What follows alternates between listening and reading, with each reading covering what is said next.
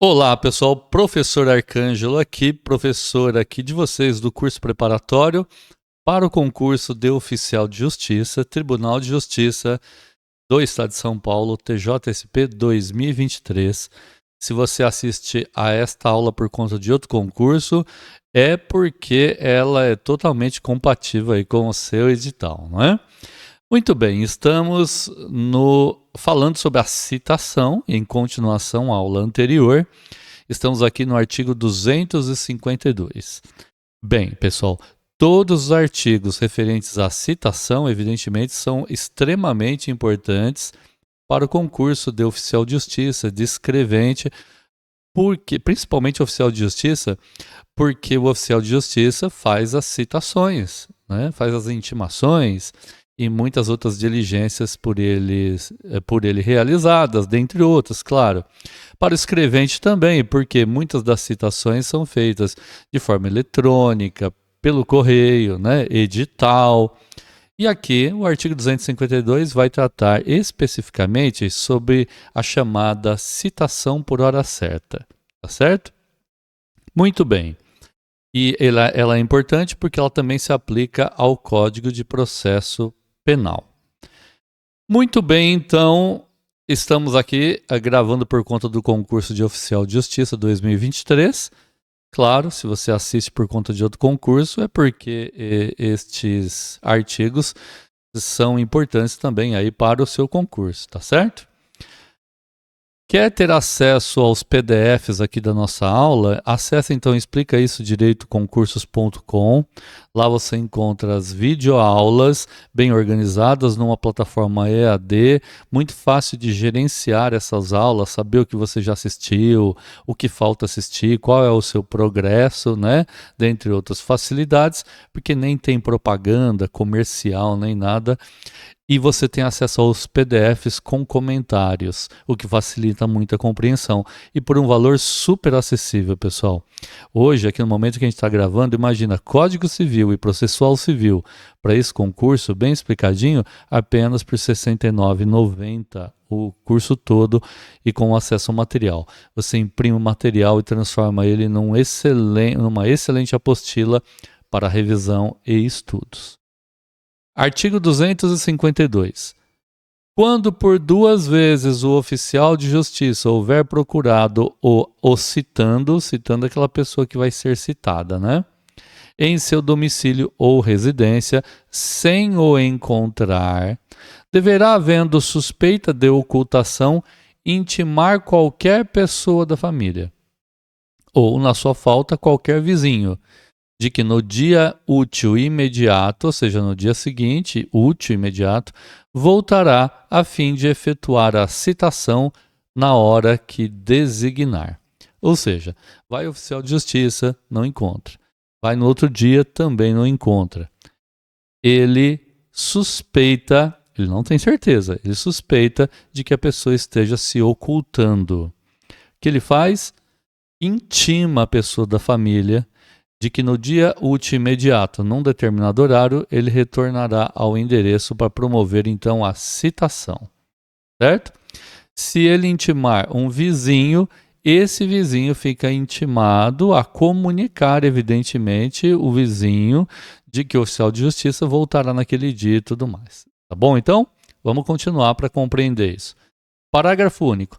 Nos condomínios edilícios ou nos loteamentos com controle de acesso, aquela guarita, um guarda ali, será válida a intimação a que se refere o caput, ou seja, a citação por hora certa, feita no funcionário da portaria responsável pelo recebimento da correspondência.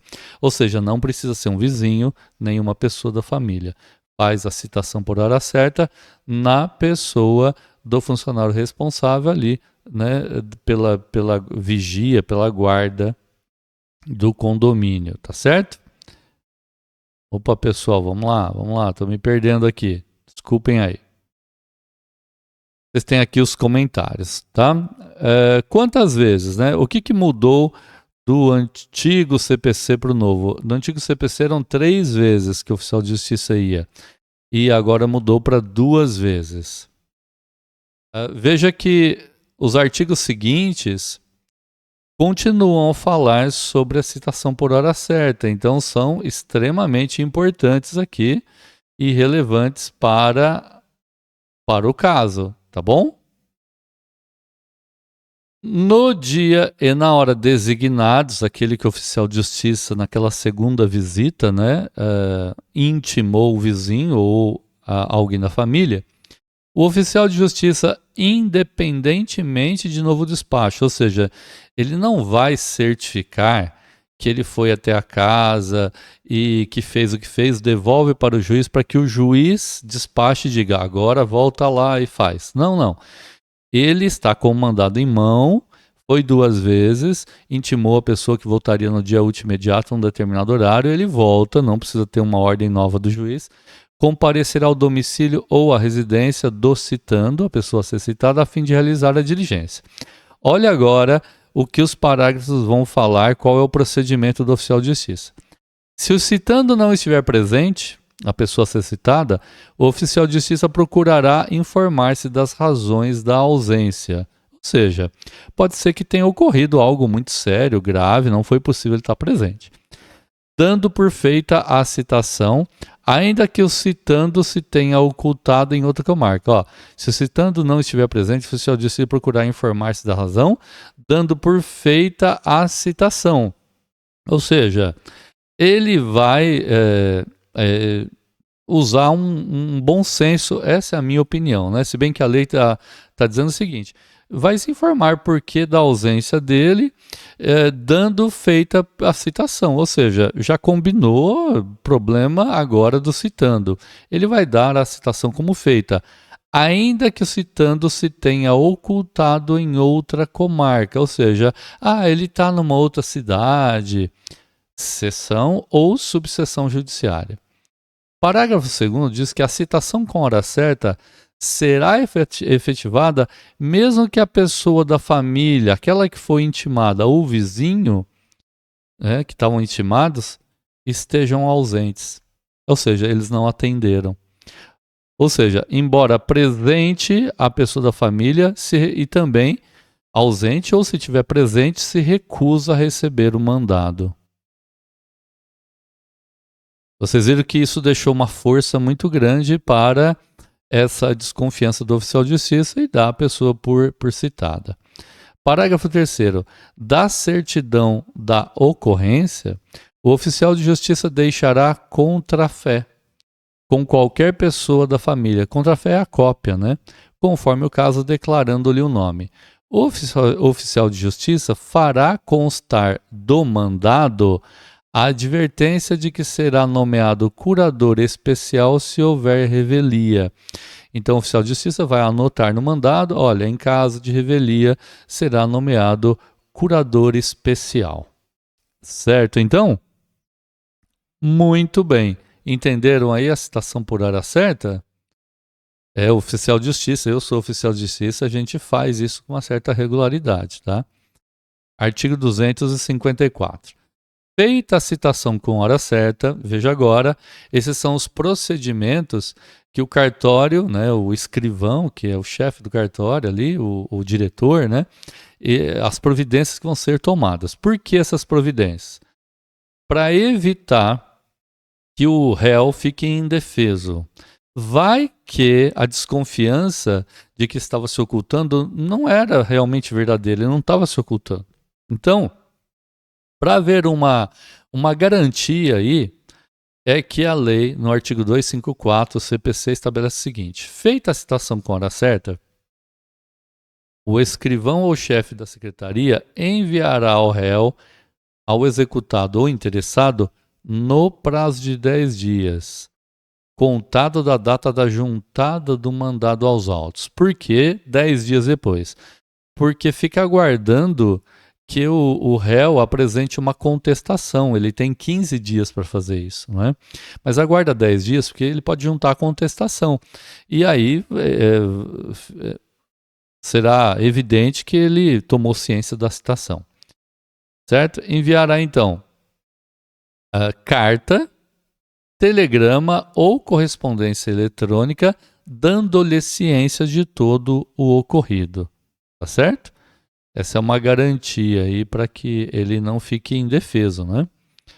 Ou seja, que não corra a revelia dele. Artigo 255. Nas comarcas contíguas, contíguas seria assim, pessoal, imagina aqui, ó, aqui é uma comarca, uma cidade, né? Uma comarca aqui. Ela faz limite com uma outra comarca aqui. Um caso bem típico é o caso da Grande São Paulo, que tem São Bernardo, São Caetano, Diadema, o ABC ali, são comarcas contíguas, você nem consegue ver o limite entre uma e outra. Então, nas comarcas contíguas, de fácil comunicação, né?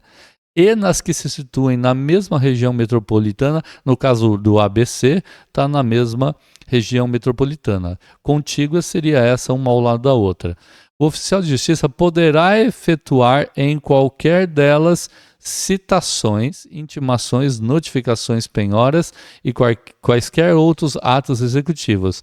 Me parece que aqui o interesse da lei é mostrar o seguinte: muitas vezes o oficial de justiça nem sabe exatamente a rua e o limite entre uma e outra, então ele poderá efetuar essas diligências, né? Principalmente se estiver bem ali no limite, certo, pessoal? Artigo 256. A citação por edital. Veja, aqui é a citação chamada edital. Vamos ver se está aparecendo para vocês aí, pessoal. Desculpem, hein? Vamos lá. É a citação, opa, aqui. Citação chamada de editalícia.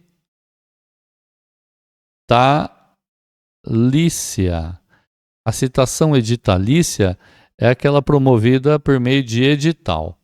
Então, será feito por edital quando desconhecido ou incerto o citando. Então, a citação por edital é quando ele é desconhecido ou não se sabe exatamente quem é. 2. Quando ignorado, não se conhece, incerto, não é bem preciso, ou inacessível, né, não dá para chegar até lá, o lugar em que se encontrar o citando. Essa inacessibilidade aqui subentende, a lei até vai falar isso mais adiante, por exemplo, um país onde a pessoa esteja e o Brasil não tem relações diplomáticas com esse país, pode ser considerado um lugar inacessível.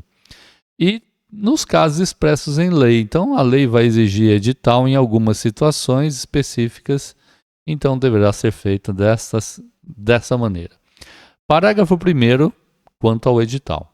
Considera-se inacessível, veja o que é inacessível, para efeito da citação por edital, o país que recusar o cumprimento de carta rogatória.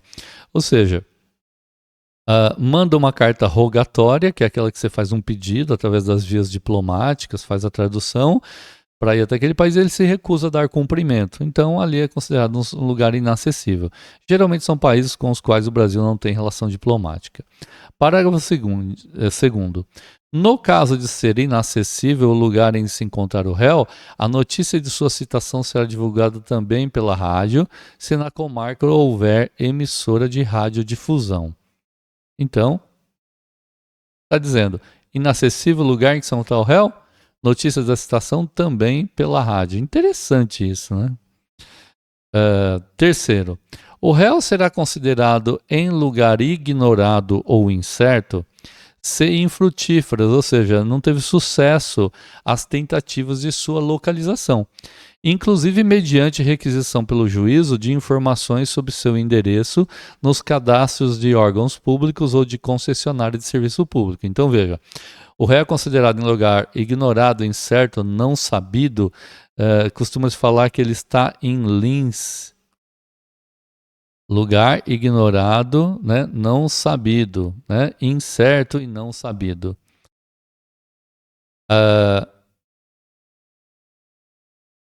Quando for infrutífera as tentativas de localizar, ou seja, não tem sucesso, inclusive quando o próprio juízo, né, o juiz manda oficiar aos órgãos públicos, né, para que possam fornecer informações acerca de sua localização, e o resultado vem, né, infrutífero. Bom, vamos lá. Quais são os requisitos da citação por edital? 1.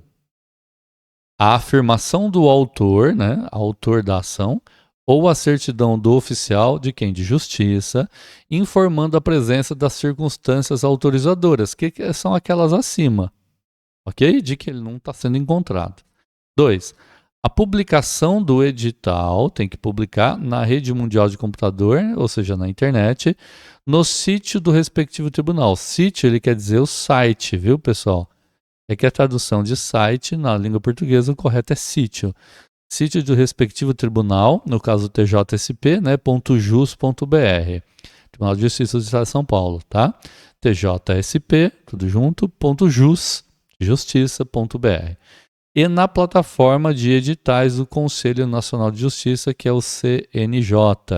Quando se fala em Conselho Nacional de Justiça, a gente fala CNJ, que deve ser certificada nos autos, ou seja, tem que haver uma certidão dizendo que foi publicado, disponibilizado nesses lugares, nessas plataformas. 3. Tem que ter ainda a determinação do juiz, né, do prazo, que variará de 20 a 60 dias. Que prazo que é esse? O prazo em que vai ficar o edital aguardando que a pessoa compareça aos autos, né? Ou seja, ele vai ficar disponibilizado nessa plataforma, no site, de 20 a 60 dias. Findos esses, 20, 30, o que o juiz determinar, fluindo isso,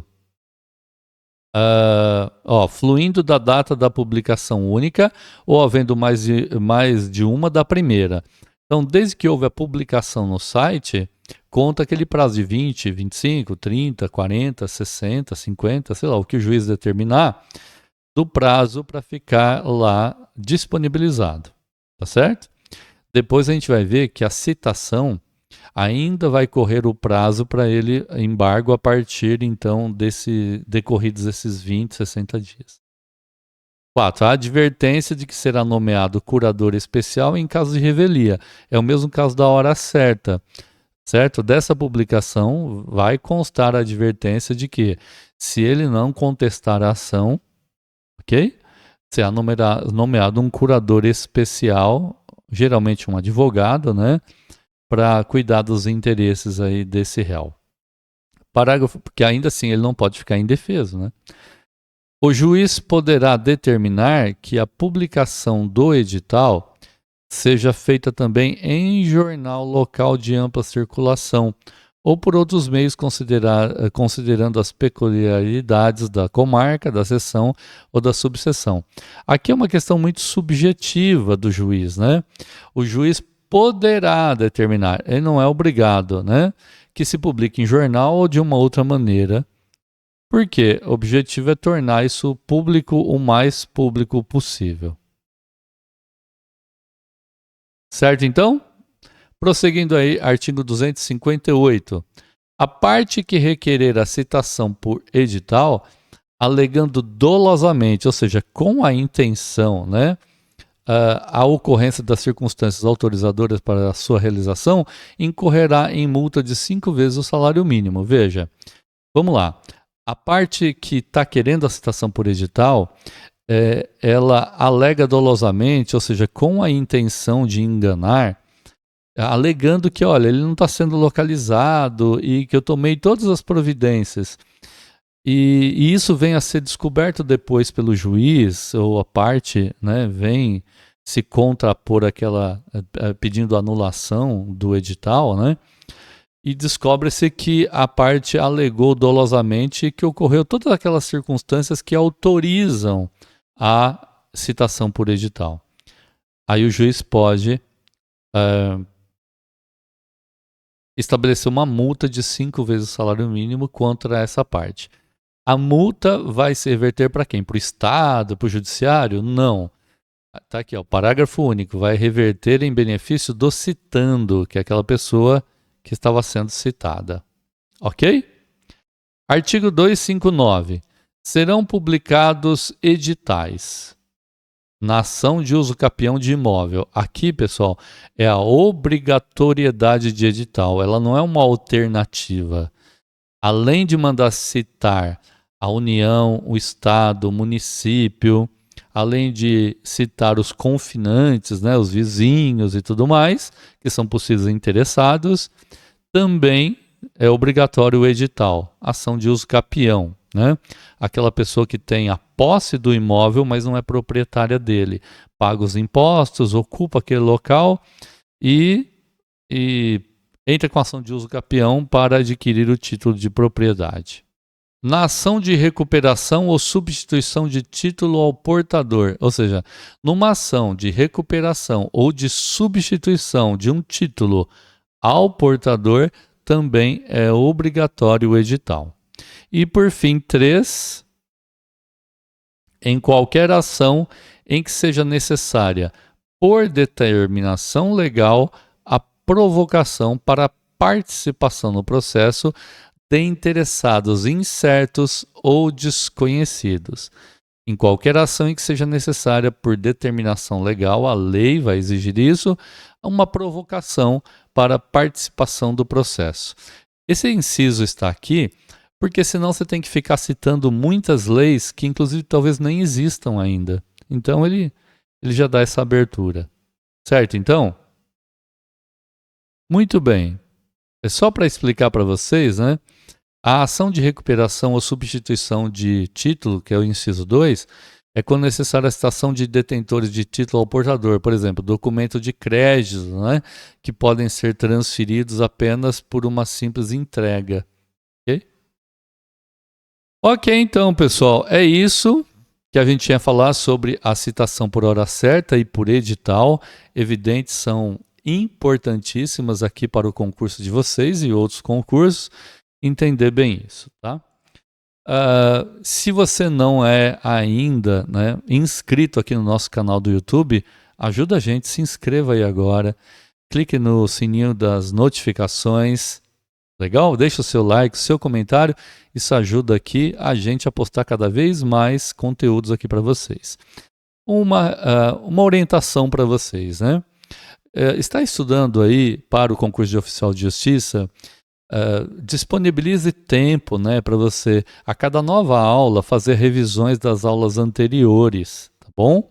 É muito conteúdo, é muita coisa, mas vá com calma, faça bem feito, ok? Fazer tudo corrido, olhando por cima, a sua chance de aprovação é pequena. Então, se você está aqui na luta para ser aprovado neste concorrido concurso, vale a pena você aproveitar seus finais de semana, horários disponíveis, feriados, férias, né? Quantas vezes a gente, como concurseiro, teve a possibilidade de tirar um mês de férias antes do concurso para estudar mesmo, né? 2, 4, 6, 8, 10, 12 horas por dia. E para estudar bem, né? Então, para isso, vale a pena investimento também. Você tem acesso à nossa plataforma, explica esse direito concursos. Temos lá curso de português, um curso com memorização que vale a pena você adquirir. Acompanha também os PDFs, é um treinamento em língua portuguesa, isso vai ajudar vocês a dominarem realmente essa matéria, vale a pena. Além de direito civil e processual civil, que a gente está em fase de gravação processual civil. Terminado isso, a gente vai disponibilizar outros direitos exigidos também por este concurso, tá certo? Sempre com PDFs muito interessantes para vocês baixarem lá na nossa plataforma. Fique por aqui, professor Arcângelo. Um abraço, até a próxima aula. Tchau, tchau, pessoal.